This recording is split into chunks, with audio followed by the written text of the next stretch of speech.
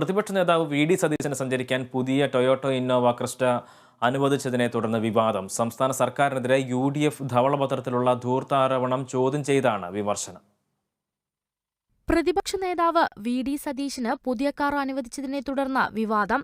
കഴിഞ്ഞ ദിവസം ധൂർത്താരോപിച്ച സംസ്ഥാന സർക്കാരിനെതിരെ UDF ധവളപത്രം ഇറക്കിയ സമയത്ത് പ്രതിപക്ഷ നേതാവ് പുതിയ കാർ ഉപയോഗിക്കുന്നു എന്ന രീതിയിലാണ് വിമർശനം.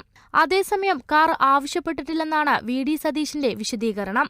മുൻപ് ഉപയോഗിച്ചിരുന്ന കാർ 2.25 ലക്ഷം കിലോമീറ്റർ ഓടിയ സാഹചര്യത്തിൽ ടൂറിസം വകുപ്പ് സ്വന്തം നിലയ്ക്ക് കാർ നൽകുകയായിരുന്നു എന്നാണ് വി.ഡി. സതീശന്റെ ഓഫീസ് പറയുന്നത്. ടൂറിസം വകുപ്പ് പുതിയതായി വാങ്ങിയ 10 കാറിലൊന്നാണ് വി.ഡി. സതീശന് നൽകിയത്. കഴിഞ്ഞ സർക്കാരിന്റെ കാലത്ത് പ്രതിപക്ഷ നേതാവ് ഉപയോഗിച്ചിരുന്ന കാറാണ് സതീശനും ഉപയോഗിച്ചിരുന്നത്. ഇതിനിടയിലാണ് പ്രതിപക്ഷ നേതാവിന് പുതിയ കാർ അനുവദിച്ചത്.